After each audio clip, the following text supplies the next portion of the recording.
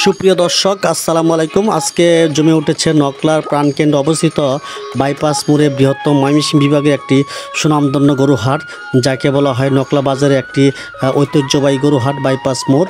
এই জায়গায় দেখা যায় বিভিন্ন রং বেরঙের বিভিন্ন জাতের গরু উঠেছে। আজকে ঈদুল আজহার যে কোরবানির হাট বসেছে, এটা হচ্ছে একটি সবচেয়ে গুরুত্বপূর্ণ হাট। এই জায়গা থেকে বিভিন্ন জায়গা থেকে বিভিন্ন প্রজাতির বিভিন্ন উন্নত মানের গরু আমাদের এই হাটে এসে থাকে। আমরা আজকে হাটে এসেছি গরু কেনার জন্য। আসলে এই জায়গায় যদি আপনারা না আসেন কখনো বুঝতে পারবেন না নকলার মাঝে যে বাইপাস মোড়ে একটা গরুর হাট সৃষ্টি হয়েছে। এই হাটটি একটি সুনামধন্য হাট। এই হাটে ক্রয় বিক্রয়ের ক্ষেত্রে আমরা বিভিন্ন সুবিধা পেয়ে থাকি এবং দূর দূরান্ত থেকে যারা এই জায়গায় আসে গরু কেনার জন্য, অবশ্যই তাদের প্রতি আমরা সবসময় শ্রদ্ধা বোধ করি এবং তাদেরকে সম্মান প্রদর্শন করি। কারণ দেখতে পাচ্ছি এটা হচ্ছে একটা টাইগার গরু, যাকে বলা হয় লাল ফিতা দিয়ে বেঁধে রাখা হয়েছে। তার বিশাল দেহের আকৃতি বোঝা যাচ্ছে, তার যে শক্তিশালী একটি সাহসিকতা। এরকমভাবে বিভিন্ন প্রজাতির গরু আজকে আমাদের নকলা বাজারে উঠেছে। এটা হচ্ছে আমাদের একটা সবচেয়ে ঐতিহ্যবাহী গরু হাট, যেখানে আমরা বিভিন্ন সময় বিভিন্ন প্রজাতির গরু ক্রয় বিক্রয় করে থাকি।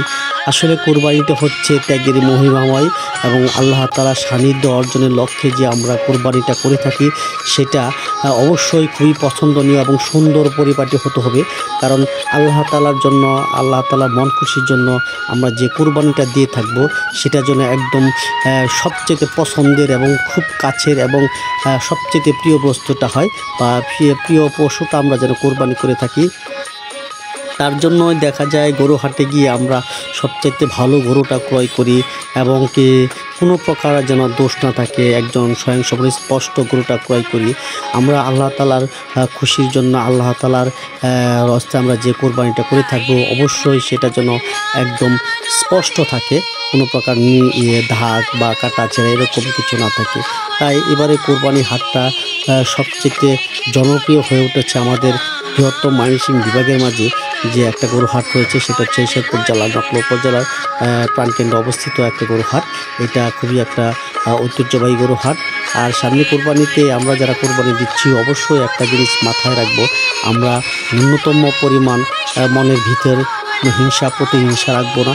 কোরবানির ক্ষেত্রে আমাদের একটা জিনিস অবশ্যই মাথায় রাখা দরকার, যারা কোরবানি দিতে পারতেছে না তাদের মনের একটা কাকুতি বা একটা কষ্ট থেকে থাকে, সেই কষ্টটা যেন তারা অনুভব করতে না পারে। আমাদের আশেপাশে যারা রয়েছেন অবশ্যই তাদের আমরা খুশি মনে খুশি রেখে এবং একত্রিতভাবে এই কোরবানিটা যেন দিয়ে থাকি, তাহলে হয়তো আল্লাহ তাআলা আমাদের এই কোরবানিগুলো কবুল করবেন।